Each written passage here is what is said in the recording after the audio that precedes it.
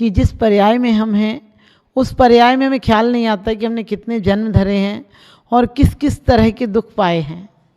एक इंद्री से लेकर पंचेंद्री तक की यात्रा हमारी बड़ी लंबी यात्रा थी। विज्ञान कहता है कि इंसान मनुष्य से होते होते, विज्ञान कहता है कि इंसान हुआ है विकास से। वह पहले जानवर था और अब विकास करते करते उसकी पूंछ हटी और वह मानव बना है। लेकिन मैं कहती हूँ कि आज सच में पूछो तो हमारे पूर्व में बहुत अच्छा विकास था। हमारे यहाँ भोग भूमि की व्यवस्था थी, कोई बीमारी नहीं थी, कोई तरह के दुख नहीं थे। लेकिन जैसे जैसे युग परिवर्तित हुआ, इंसान विकसित तो हो गया लेकिन वास्तव में पशु हो गया। वह बंध गया अपने खूंटों से। कोई जाति की खूंटों से बचना है, कोई जाति की खूंटों से बंधा है, कोई पक्षपात के, कोई परिवार के, कोई दुकान के, कोई समाज के, कोई जाति संप्रदाय के खूंटों से बंधा है। और जो बंधा होता है उसे पशु कहते हैं। और जो पास को खोल दे यानी बंधन को खोल दे वही मनुष्य होता है। हमने बड़ी मुश्किल से, बहुत मेहनत करके, बहुत मिन्नतों से, कहते हैं हमने एक इंद्री से लेकर 2 इंद्री तक की पर्याय भी कितनी मुश्किल से पाई थी।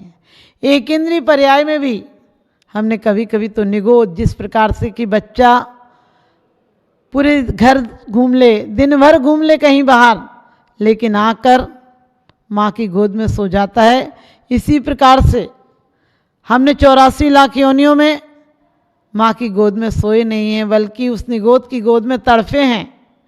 और कोई पुण्य हमने वहाँ से निकलकर एक इंद्री, हो सकता है कि हम साधारण रहे हों और प्रत्येक वनस्पति में कभी कभी दवाइयाँ डाल दी जाती हैं, कोई एसिड डाल दी जाती है, उससे तड़फ कर मर जाते हैं। कभी कभी चींटियाँ चल रही होती हैं, लोग आग लगा देते हैं, गाड़ियाँ निकाल देते हैं और वो जीव तड़फ तड़फ के मर जाते हैं। ये सब किसी और की कहानी नहीं है, हमारी और आपकी कहानी है। हमने बहुत मेहनत की है और कहते हैं कभी हमने एक इंद्री से 2 इंद्री की पर्याय पाई और 2 इंद्री से बहुत मुश्किल से हमने 3 इंद्री की, चींटी, मकोड़े, ये सब की पर्याय पाई हैं, जू आदि की। कई बार लोग कैसे निर्दयी होते हैं, कहते हैं हम जू मारते नहीं लेकिन पानी में डाल देते हैं। सोचिए, 1 गिलास पानी या 1 कटोरी पानी उस जू के लिए इतना भयानक है जैसे कि आपको कोई महासागर में डाल दे, उसकी मौत हो जाएगी। आप कोशिश कीजिए, जीवों को पलने नहीं दीजिए, जीवों को आने नहीं दीजिए। आप साफ सुथरा रख सकते हैं, विवेक रख सकते हैं, आसक्ति कम कर सकते हैं, ताकि घरों में अनाज इकट्ठा नहीं हो और उसमें जीवों की उत्पत्ति हो। कई बार होटलों में खाना बनता है, अनाज, जिनका अनाज का व्यापार है, करोड़ों करोड़ जीव एक बार में मर जाते हैं। करोड़ों करोड़ों जीव को दवा डालकर, पाउडर डालकर उन्हें तड़पा तड़पा कर मार दिया जाता है और हम शौक से चटकारे लेते कि बहुत बढ़िया खाना था। आपने सोचा वो जीव, मच्छर, मक्खी सब मर जाते हैं उसमें। जब बरसात के दिनों में कहीं जीवनवार होती है, आप देखिए कितनी असंख्यात मच्छर उन सब्जियों में, उन मिठाइयों में आकर चिपक जाते हैं और आप उन्हें मिला हुआ जानकर देखते तक नहीं और खा जाते हैं। फिर कहते हैं हमारे मांस भक्षण का त्याग है। आप सोचिए, त्रस्त जीवों का घात यदि आपसे हो रहा है तो कहाँ मांस का त्याग है, कहाँ आप शाकाहारी कहलाए, कहाँ आप जैन कहलाए। कम से कम हमें इतनी कोशिश करना चाहिए कि दिन में भोजन बने और दिन में ही भोजन हो। कई बार लोग कहते हैं हम घर में तो नहीं खाते, बाहर खा लेते हैं। हम कहते हैं घर में खा लो भले, लेकिन नियम रखो। आज हम आदर्श समाज कहलाने वाले, आज हम आदर्श समाज कहलाने वाले, हमारे यहाँ भोजन रात को चलने लगे। हम लोग रात का बना भोजन खाने लगे और अपने आप को जैन साहब लिखते हैं। अपने आप को जैन कहते हुए हमें शर्म आनी चाहिए कि हमारे यहाँ त्रस्त जीवों का घात हो रहा है। हमारे उस परंपरा को मानने वाले हम। सिर्फ नेमिनाथ भगवान, नेमी कुमार विवाह के लिए जा रहे थे और सिर्फ उन्होंने देखा था कि जीव बंधे हैं, कट नहीं रहे थे, लेकिन उनका दिल दहल गया और संसार छोड़कर चले गए। हम सांसारिक सुख पाने के लिए जीवों का घात करते हैं और 3 इंद्री, 4 इंद्री जीव मक्खी मच्छर आप सोने के लिए दूसरे की नींद नहीं छीनते हैं, दूसरे की जान छीन लेते हैं। आपकी हालत उस तरह से है। एक राजा के पैर में ठोकर लगी और राजा ने कहा उस काने को बुलाओ। सुबह सुबह उसका मुंह देखा था, आज मुझे ठोकर लग गई, और कहा इस काने को फांसी चढ़ा दो। और उससे कहा गया कि अंतिम इच्छा तुझे कुछ कहना है? उसने कहा हाँ कहना है। उसे ये कहना है कि मैंने तो राजा का मुंह देखा तो मुझे तो मौत ही मिल गई। राजा अपशगुनी हुआ कि मैं हुआ? मेरे मुंह देखने राजा को सिर्फ ठोकर लगी, मरा तो नहीं, लेकिन राजा कितना अपशगुनी है कि उसके देखने से मुझे मौत मिल रही है। आप समझिए, हम जीववान हैं, हम जीव आत्मा हैं। भाग्यशाली कहा है कि जो भगवान की भक्ति करते हैं, आराधना करते हैं, 5 अणुव्रतों का पालन करते हैं। और कहा भी है हिंदू पुराणों में भी, तुलसीदास जी भी कहते हैं दया धर्म का मूल है, पाप मूल है अभिमान, और तुलसी दया न छाड़े जब लो घट में प्राण। हम लोग दया दूसरों पर नहीं करें, पहले हमारे अंदर वेदना इतनी हो जाए कि हम उस कष्ट को निवारण किए बिना हमें चैन नहीं पड़े। हम दया किसी के ऊपर थोड़ा सा रहम कर देना दया नहीं है। हम जिसको दया कहते हैं हमने उस पर दया की, ये दया नहीं तो औपचार नहीं आएंगे हमारे।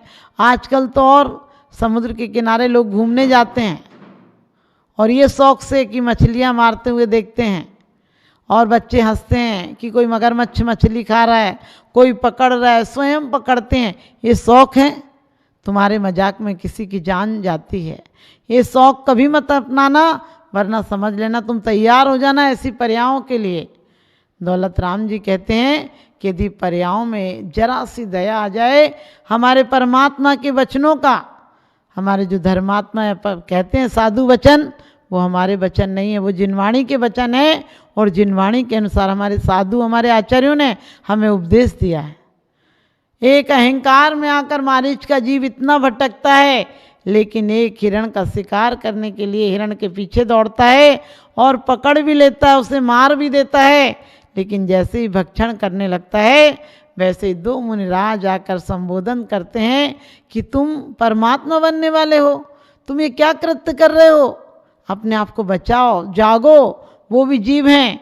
तुमने ऐसी पर्यायें पाई हैं कि अपने से निर्बल लोगों को मार मार कर खाया है, लेकिन तुमने सिर्फ निर्बलों को मार कर नहीं खाया है, तुम भी मारे जाओगे।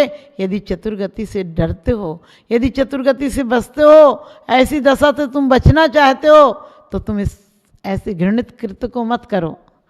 और कहते हैं एक बार जब भव्यता हो, जब आपका तीव्र पुण्य का उदय हो, तो हिरण का शिकार करने वाला भी सुधर जाता है और जीव के अंदर ऐसा परिवर्तन आ जाता है कि आंखों से अश्रुधारा निकलने लगती है।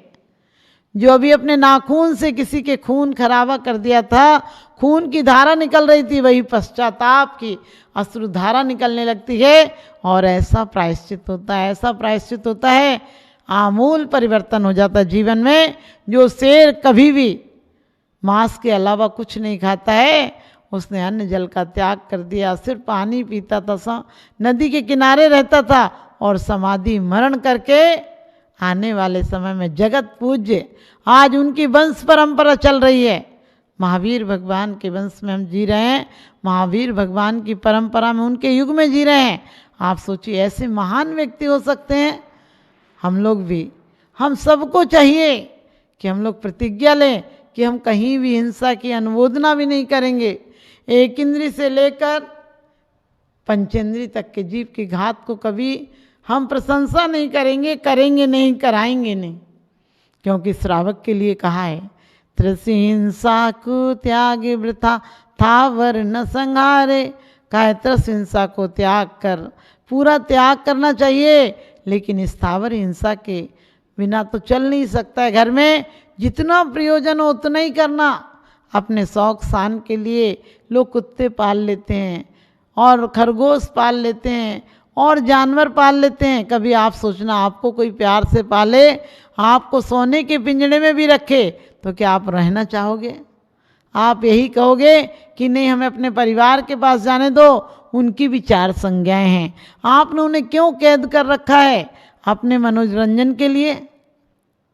अरे तुम्हारे मनोरंजन के लिए और लाख साधन हैं, उन्हें अपनाओ, लेकिन अपने मनोरंजन के लिए किसी को परिवार से दूर मत करो। और घर पर जानवर रहते हैं, हम उनके साथ क्या करते हैं, उन्हें गाड़ियों में घुमाते हैं और अपने माँ बाप को धक्के मार देते हैं। अपने माँ बाप को प्यार से नहीं रख पाते, उनको रखने के लिए वृद्धाश्रम छोड़ देते हैं और कुत्तों को ले आते हैं। आज दुर्घटना है, आज अफसोस है इस पंचम काल का कि आज कुत्तों को लोग पाल रहे हैं और घर पे रहने वाले बुजुर्गों को आश्रम में छोड़ कर आ रहे हैं। उन्हें सड़क पर धक्के खाने को छोड़ दिया है, क्योंकि कहते हैं पक्के मकान बनाने लगे हैं लोग, पक्के मकान बनाने लगे हैं लोग, दिल के मकान ढाने लगे हैं लोग, अपने बुजुर्गों को सताते हैं और अपने बच्चों से सुख की कामनाएं करने लगे हैं लोग।